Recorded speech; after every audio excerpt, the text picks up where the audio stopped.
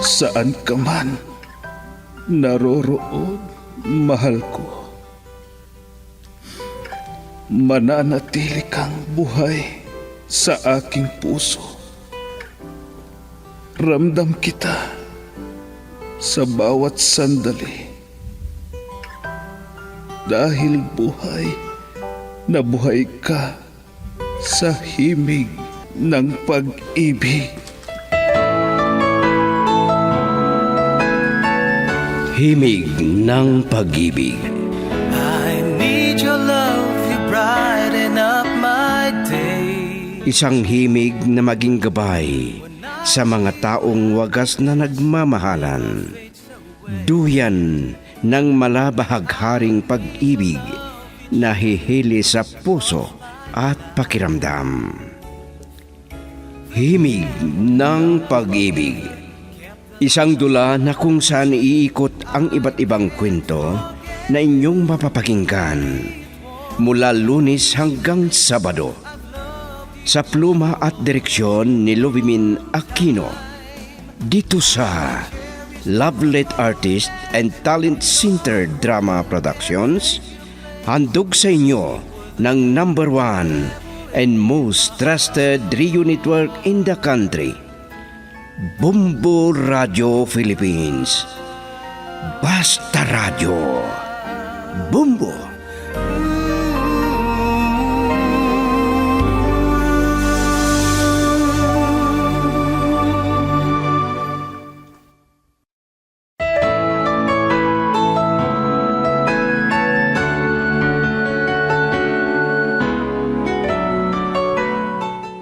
Mula sa Lovelet Artist and Talent Center Drama Productions, ihandog sa inyo ng #1 and most trusted radio network in the country, Bumbo Radio Philippines, ang huling yugto ng isang linggong kasaysayan na pinamagatang Kung May Babalik Ko Lang. Dito sa ating dula, Himig ng Pag-ibig. I can't forget you, and it won't be easy. I've loved you for a long, long... Nagkasala ako. Pero hanggang kailan ako magdurusa? Pero kung yun...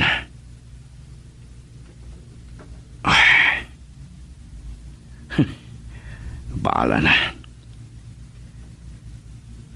Batang-bata pa siyang hila. Sigurado ako mabibigyan niya ako ng anak. Madali lang makuha ko yun.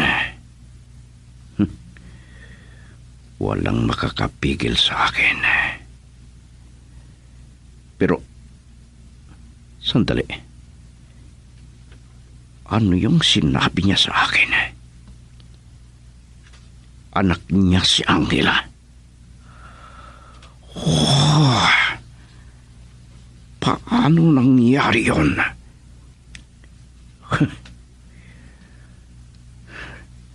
Bakit nagkataon pa na si Angela? Kung ganon, alam ko nang gagawin ko. Gagawin kong miserable ang buhay niya.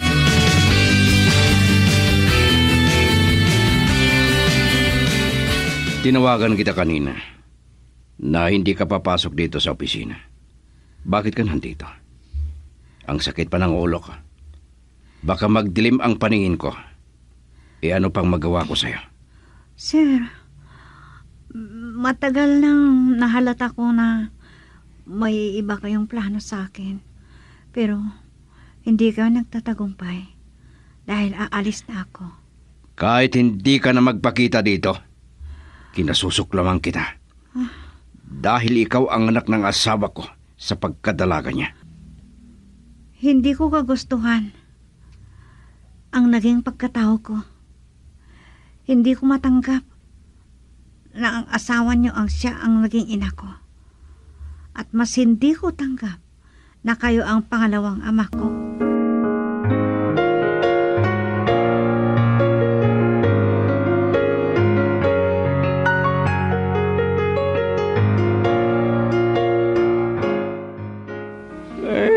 Aron hindi ganon ang pakiusap mo kay Melandro. Parang ipinakita mo na wala kang hiya, Apo. Lolo, ikinalulungkot ko. Nag-init ang ulo ko dahil sa galit. Sa galit ko sa aking ina. Na pinamigay niya ako. At alam ko na may iba pang layunin si Sir Melandro sa akin. Hindi ba at malapit nang matapos ang semestre na ito. Kaya titigil muna ako sa pag-aaral at maghanap ako ng ibang pagtrabahuan.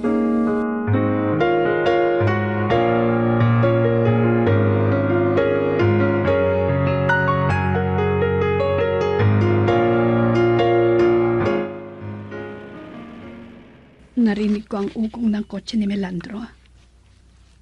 Ang akala ko na hindi na maalala ang umuwi. Masakit ang loob ko na iwanan ang bahay na ito. Kung ilang taon na naging pugat ng pagmamahalan namin ni Melandro noon. Masaya ang aming pagsasama. Pero dahil lang sa kawalan ng aming anak, unti-unti nang lumamig ang pagmamahal niya sa akin. Rona? Anong ibig sabihin nito? Nakabili ako ng bahay na lilipatan ko, Melandro. Kaya libre ka nang mag-uwi ng babae na makapagbibigay ng anak.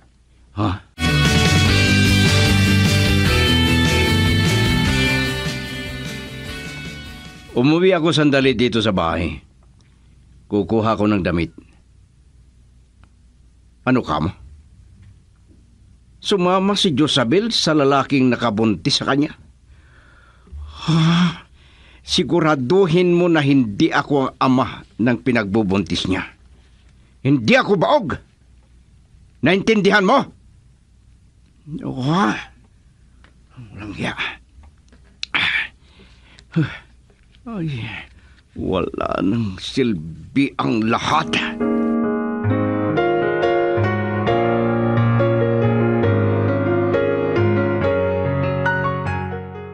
Bakit ganyan na lang ang tingin mo sa akin, Rona?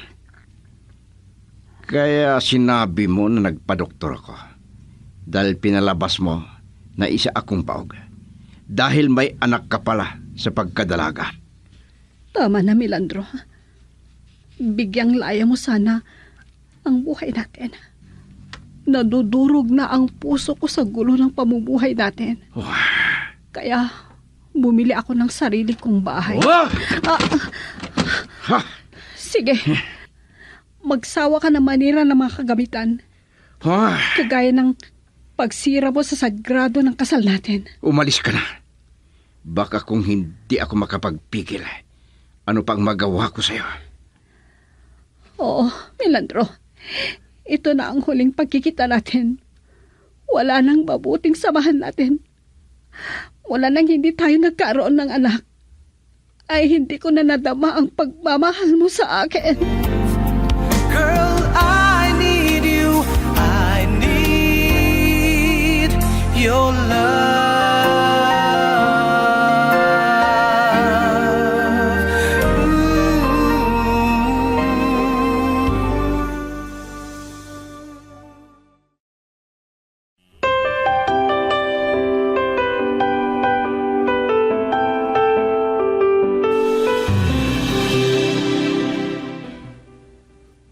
Tamang-tama lang ang luwang ng nabili mong bahay, Rona. Kompleto na pala sa kagamitan. Bago ako lumipat dito sa binili kong bahay, ay nag-order na ako ng kagamitan. Mabuti at gabi na naman ang duty ko sa ospital. Para hindi ko madama na nag-iisa na ako. Maalala ko pala, Rona. Hindi pa ba kayo nagkita ni Angela? Lagi na lang na si Ama Paeng ang nadadatnan ko. Sinasadya yata niya na iwasan ako, Mami. Magtiis ka lang. Ang importante, hindi ka nagpabaya na ipadama ang pagmamahal mo sa kanya.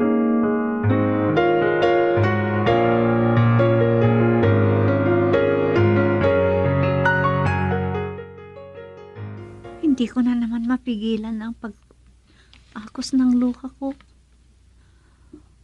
Nababalutan ng kalooban ko ng sakit. Mula nung malaman ko na si Mami Rona ang tunay kong ina. Bakit niya natiis? Napabayaan ako. Ano bang klase niyang ina? Kung nadama ko noon ang sobrang paghihirap namin ni Lolo Paeng, tinatanong ko sa kanya kung bakit hindi kami mayaman. Mayaman pala ang tunay kong ina. Pero hindi man lang niya ako sinuportahan. Pinamigay pala ako. Na walang silbi ako sa kanya.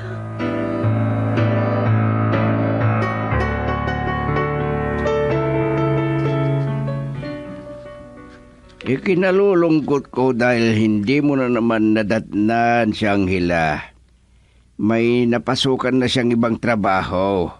Lagi ba siyang nag-overtime, Ama Paeng? Kung minsan lang, lagi na lang sumasama raw sa mga barkada na namamasyal. Pero nag-alala ako baka mapahamak siya. Ama Paeng, baka pwede ninyong kausapin na gusto ko siyang makausap. Subukan ko na kausapin siya. Oo nga pala. Heto ang pera. Para sa inyo ni Angela. Nahiya sana ako natanggapin ito pero ito ay para kay Angela. Kung hindi ko pa madatnan dito sa susunod na pagpunta ko rito, kung kailangan na dumito muna ako sa bahay ninyo, ay gagawin ko.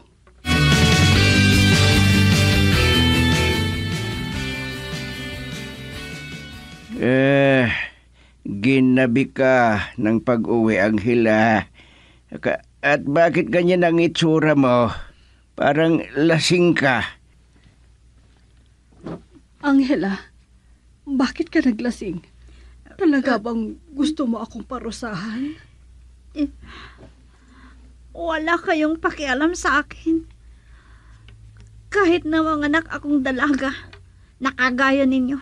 Ay, hindi apo. Huwag mong sirain ang buhay mo. Sayang ang kinabukasan mo. Bakit? Ang babaeng ito, Lolo, nanganak na dalaga. Ipinamigay ang anak niya. Maginhawa naman ang buhay niya. Patawarin mo ako, Angela. Gawin mo lahat ng gusto mo para masaktan ako.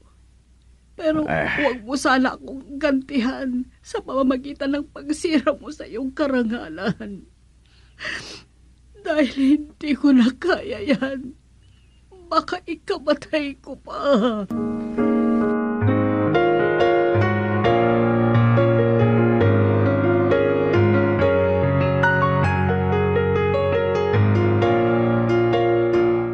Masyado akong nag-aalala sa mga ginagawa mo, Angela Apo. Ilang bisis na kitang ginausap. Bakit ganito ang nangyayari sa iyo? Gusto mo bang mamatay na ako? Lolo Paeng, huwag po ninyong sabihin yan. Nalulungkot ako sa mga ginagawa mo.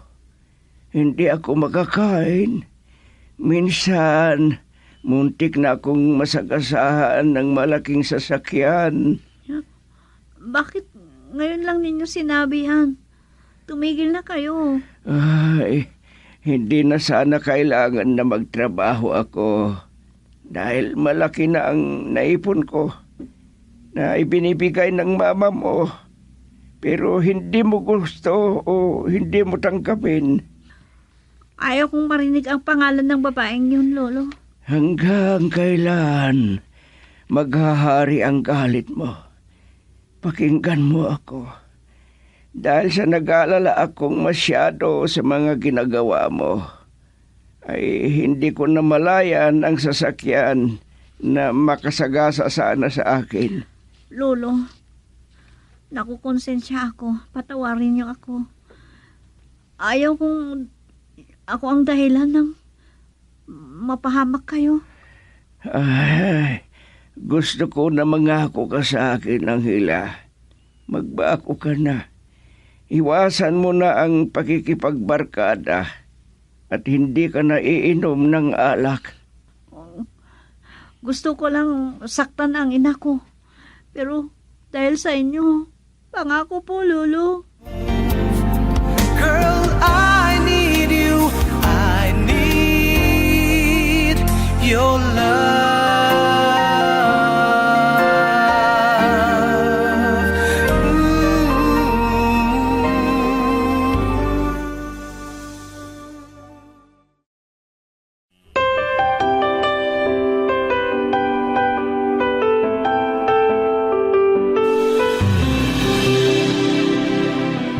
Nagkamalay na si Melandro. Unti-unti na iminumulat ang mata at tinitingnan niya ako. Salamat. At dinala mo ako dito sa ospital, Rona. Lagi naman kitang tinitingnan kung ako ang naka-duty. Tungkulin ko bilang isang nurse dito. Hindi na bilang asawa. Ikaw ang nagtakwil sa akin bilang asawa, Melandro. Dahil hindi kita binigyan ng kaligayahan mo. Lalo na, hindi kita nabigyan ng anak. Hindi ko matanggap na isa akong Rona. Yan ang dahilan kung bakit ako nakipagbugbugan at muntik na akong napatay.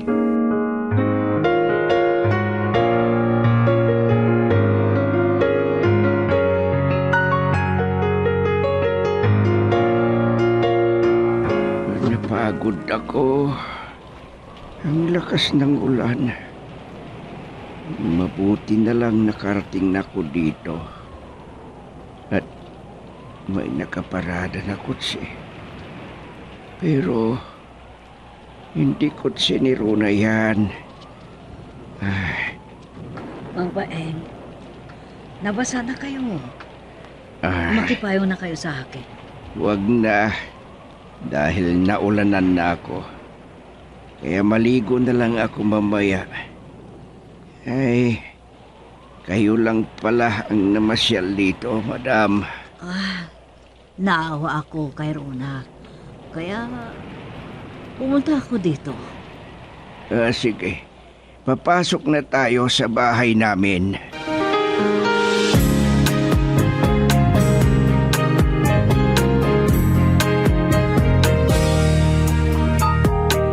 Ito na ang araw natin. Napakalakas ng ulan. Bagyo na yata ito. Dahil may kasamang malakas na hangin. Papasok na ako sa kwarto namin ni Rona. Dahil tumitilamsik ang ulan dito sa terasa. Mula nang lumabas ako sa ospital, bumalik ako at titira dito sa bahay namin. Nakakalungkot. Tuwing lumilipas ang oras, mas lalo kong maalala na kahit kailan, hindi ako magkakaroon ng anak. Nagsisisi ako sa ginawa ko.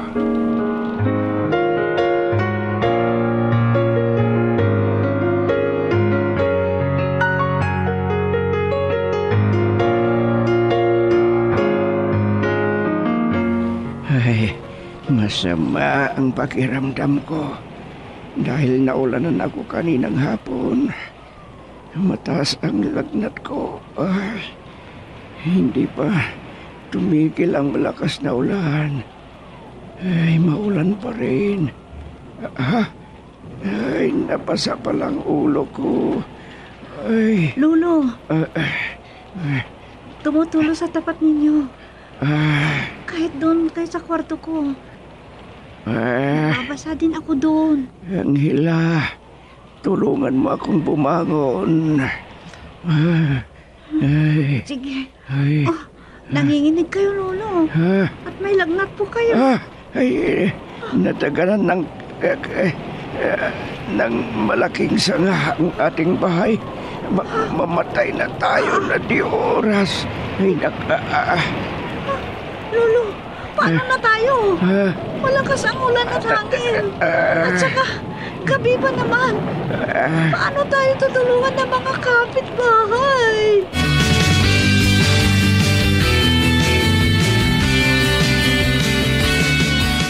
Mabuti naman at bumaba na ang taas ng lagnat nyo, Ama Paeng. Natuklasan ng doktor na may pneumonia kayo. Ay, dahil yata napabayaan na ang natuyong pawis ko sa damit ko. Kung inuubo ako ay kung ano lang ang ginagamot ko. Pwedeng magtagal kayo dito sa ospital. Mabuti na lang at tapos na ang klase. Kaya mababantayan kayo ni Angela. Paano na ito, Rona?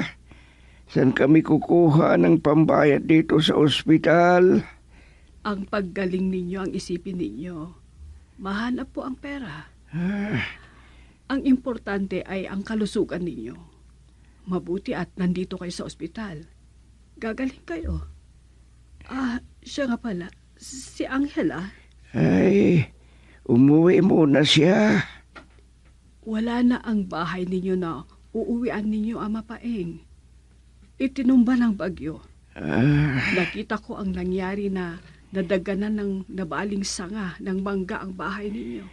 Sana kami maninirahan ngayon. Mahirap pa naman ang buhay namin. Wala pa kaming uuwian.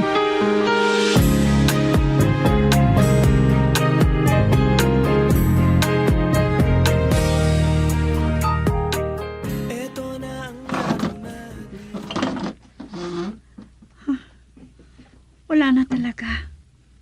Lahat ay nasira. Nasira ang bahay namin. Pag lumabas sa ospital si Lolo, saan kami titira? May humintong kotse.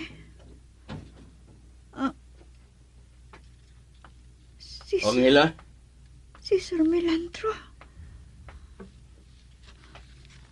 Huwag kang matakot sa akin. Wala akong masamang balak sa'yo. Dinaanan ng bagyo ang bahay niya. At nalaman ko na nasa ospital daw si Ama Paeng, sabi ni Carmela. Nilagnat si Lolo Paeng nung kasalukuyang bagyo, sir. Hindi kayo pababayaan ni Rona. Maganda ang nabili niyang bahay.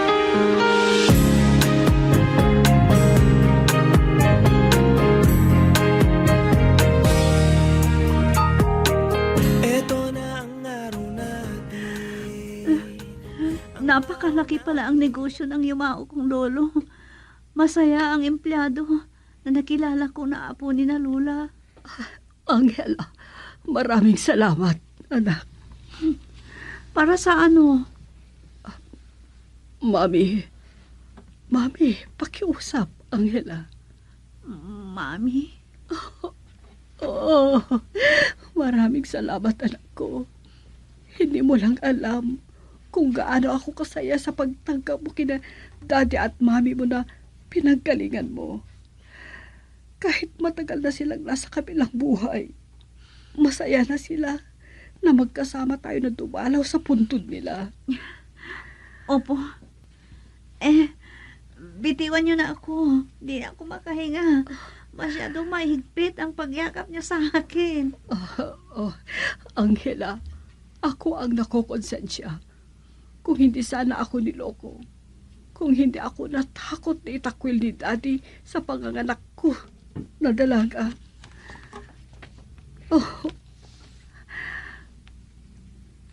Angela, hihintayin ko na mapatawad mo ako at matanggap na ina mo. Pero sapat na rin sa akin na lilibusan mo ako ng pagmamahal. Girl, I need you. I need your love.